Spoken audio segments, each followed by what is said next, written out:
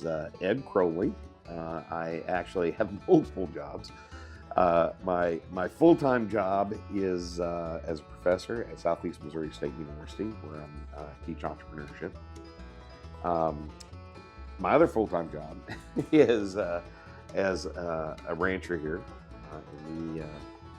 We operate, gosh, not quite 300 acres here on 3 different farms, which are all connected.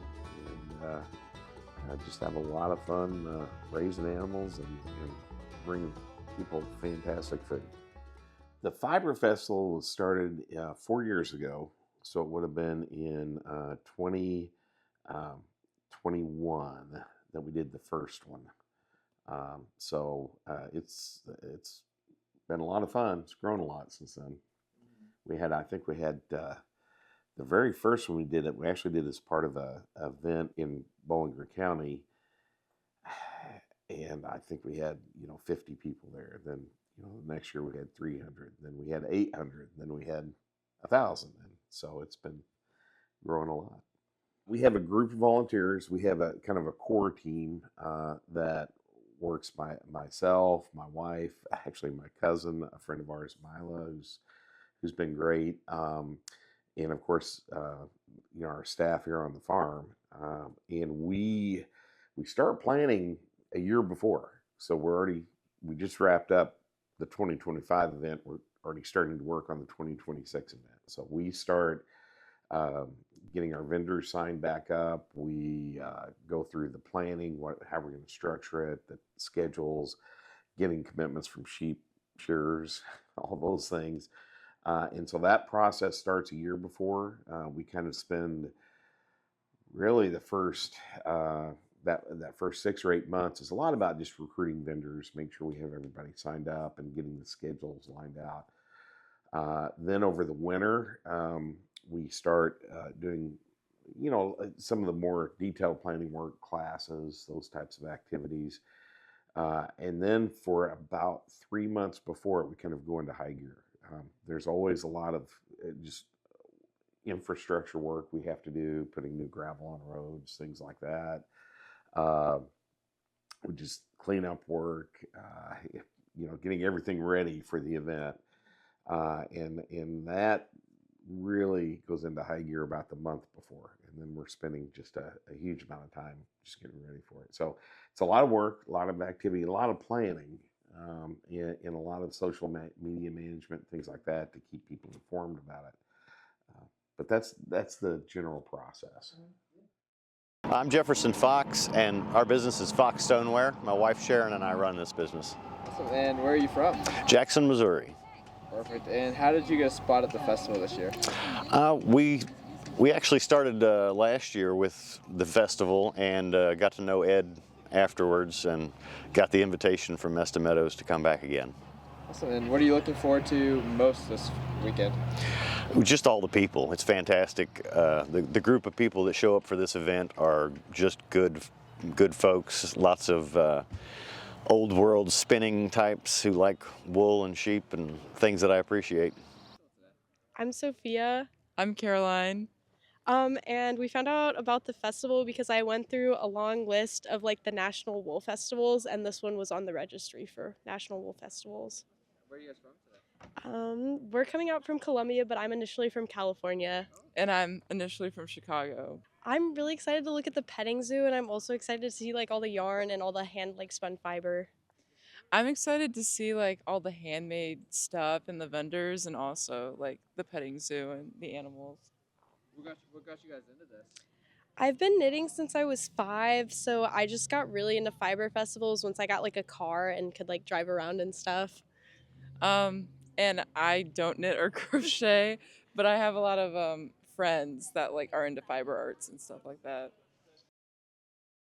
We have a lot of different businesses, and in fact, we're actually changing the name of the festival this year to the Ozark Highland Craft, Sheep, and Fiber Festival, because we have such a diverse range. We have kind of our core group that are firms that are involved either in producing fiber, sheep farms like ourselves, or processing fiber. We had, for example, Good Shepherd Wool Mill here last year. I believe they'll be here next year again. So they're actually a wool mill. We have what I'll call the kind of the vendor supplier communities like Ava Craft Center, which does work around rug weaving using natural fibers. And then we have just a real diverse set of craft vendors. Everything from wood carvers to people that are actually fiber artists doing weaving, spinning, to pottery. I mean, it's just a really diverse range. But we're really trying to highlight, folks that are doing ag-related crafts and things. But they're not all that. Some are like the pottery folks, very popular, but definitely not necessarily ag-related. They just make really cool pottery. Then we even have Famke Tales, which is an author who publishes books about farm animals. So, again, it's just a very diverse range. I think our people come here for the experience, to experience the farm, the petting zoo, those things, but they really love that diversity of vendors and all those neat variety of things that we have. All the books that I write are about real animals and stories from their adventures in their life, real stories, but it's written from their point of view. So if they had a voice, what would they say? So the next book I'm writing about is actually about Ed's dog, Delilah, amongst all the different animals here at the farm. And that probably won't come out until December of 26 because I got to do some research. Well, Karen actually, they live in St. Louis. They have a place close to us here, couple miles away. And gosh, how did we first meet them? They had, I think they first came by when they moved in, and they visited our store. And then she, went through the petting zoo and saw the animals, and just, they just become friends. And they really have been a huge help for us here at the festival. So that's how we got to know her. And she's writing a book about Delilah, which is just way cool. She was our first, Delilah and Samson were our first livestock guard dogs. So we got Samson, this was when we lived in Kentucky, and we'd lost some sheep to coyotes, is why we got them. So we had a predator problem. And so we picked up Samson. He was about a year and a half old, 2 years old. So he was already working. He was working down. And we went down to get Delilah. She was a puppy. She was 8 weeks old, just a baby, just a cute little fuzzball, right? And so when we saw Samson, and it's like, okay, well, we got to get him too. So we got both of them. Brought them back. They grew up together, and so Delilah is just an amazing livestock guard dog. She's a Great Pyrenees. Beautiful Great Pyrenees. She was more of what's called a Western Great Pyrenees. They have a little blunter face, a little coarser coat. She's a very beautiful dog. Sam is a little more of an Eastern Great Pyrenees, very refined features, very elegant looking dog, but an incredible guard dog. And to kind of share her character a little bit, I think one of the great stories is she, when she was full grown, she was guarding a field that we had goats and sheep in. We had about 6 inches of snow on the ground. It's about 30 degrees. We put the goats up because we knew one of them was going to have a baby. We went to work, came home that night, and Delilah was laying out in the middle of the field. And we're like, well, that's weird because, she doesn't usually just lay in the middle of the field, even though she loves it when it's cold. And so, she'd be outside. But we go out there, and the mama goat had got out of the barn, had twin kids, left them, went back in the barn because it was warmer, and she's just a terrible mom. And Delilah cleaned off the kid goats and wrapped herself around them to keep them warm. And they made it. They survived. And that was, that's just, she had this very protective, guardian nature. We had an elderly lady, Etta, that was bedridden. And she was on the farm next to ours. And we had another lady that lived on what's now our South Farm. Jill, and Etta, who was bedridden, she had dog cookies for Delilah, and Delilah would go to her house, walk to her house, open the door. She knew how to open the door, would open the door and go spend about 2 hours with her and just sit, keep her company, and get dog treats. And she just loved it. And boy, Etta loved Delilah, just loved her to death. And then Julie, Jill, who lived just across from us, Delilah would leave Etta's house and go down to Jill's house and visit Jill and get some cookies. And Jill would call me up and say, "Hey, Delilah's visiting again. You want to come get her?" So I'd go get her and bring her home. So last year we had Sam had passed away. He just passed away in the field watching the sheep. I mean, he was just doing what he loved to do. And he was, by that time, he was, 12, 13, which is, pretty old for Great Pyrenees. And Delilah was just kind of lost. You could just tell she was just, and so unfortunately she was out on the highway and got hit, and we lost her. And but I think she was looking for Sam. She just couldn't find her Sam. So she was an amazing dog. I still, sorry, get a little choked up about her, but she's just way cool. He was just your average country boy with a ball and a glove. Playing baseball in the yard with friends is what he loved. His mama looked through the window pane to see her pride and joy, thinking back 10 years ago when she saw that baby boy. Sheep shearing, first of all, when we do sheep shearing, that's also the time that we do what we call a spa treatment for our sheep. We actually do hoof trimming. We do soaking their hooves in special foot baths that help the health of their hooves. We do health checks. We do deworming, parasite control if it's needed. So we have a lot of things we do just around the health of the sheep at the same time. And then we have professional shearers that come in the shearers, I mean, it's just amazing what they do. When you see a video of them or see them in person, and they just make it look so easy. Our shearers are always professional shearers, and the sheep's happier, I'm happier, everybody's happier when we have professional shearers. So bring in quality shearers, and then once we actually shear the wool, we actually take the wool to a separate area. We do what's called skirting, which is where you pick out plants or hay or stuff that's in the fiber, and we do that on a skirting table. So any bad shortcuts of wool fall through the table.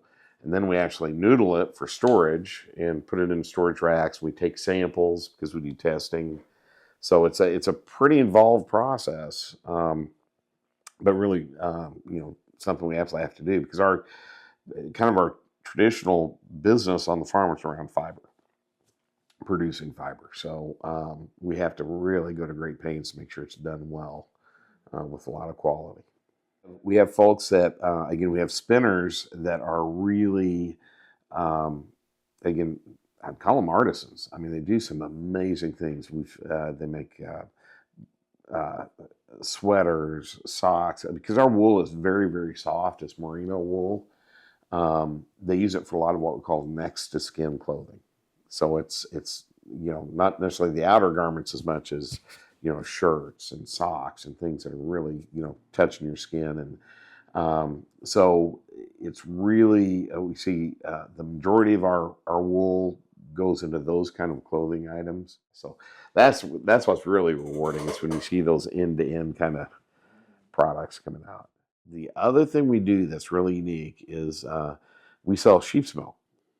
And we're actually launching this year a creamery so we can do sheep's milk ice cream on a commercial scale. We do small batch ice cream now. And sheep's milk's amazing because about 85% of the people that are lactose intolerant can drink sheep's milk. And it's really kind of cool. Just, if I can diverge real quick, but tell the story of how we got into making sheep's milk ice cream. We had a guy that worked for us and actually lived here on the farm with his wife. His name was Joe. And Joe's a huge guy. I mean, he's probably 290, 6'4", and not fat. I mean, just a huge guy, big bear of a guy, teddy bear of a guy, really nice guy. And but he's really lactose intolerant, and but he loved milk. And when he said, well, can I try the sheep's milk? I said, sure, try it, because a lot of times people drink it. He drank it. It was just he could drink it, no problems. He loved it. He's so excited. And after a little while, he came to us. He said, I haven't had, and this big old bear of a guy, could be really intimidating. I mean, he was almost in tears. He said, I haven't had ice cream in years. He said, I would really love to have ice cream, because it rips me up. I can't do it. Can you make some sheep's milk ice cream? Because maybe since I can drink the milk, I can eat the ice cream. I said, well, we can try. So we fooled around with it, figured out the formula, and he could drink it.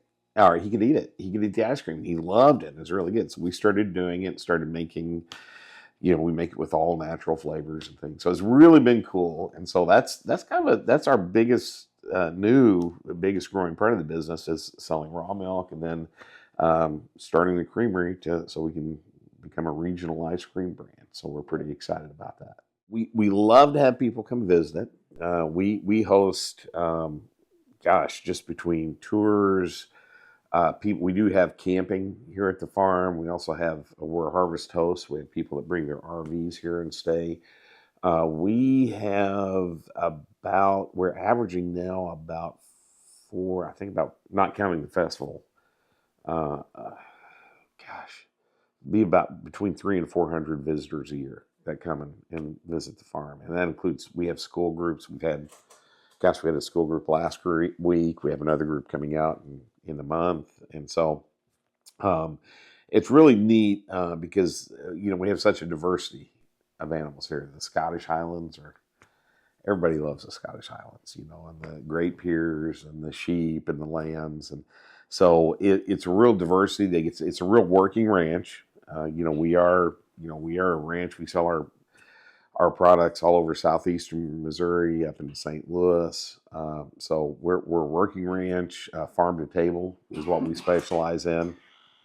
We also, like I said, we have the agritourism piece of it, which is really important, and an education piece. We actually host, for example, this year we have a new shepherd school. So people come out for 4 days and learn how to raise sheep and kind of intensive hands-on stuff. So we have a lot of stuff going on, and it's pretty active. And we just love having people come out and learn about the industry and sheep, because people don't realize it's pretty significant industry here.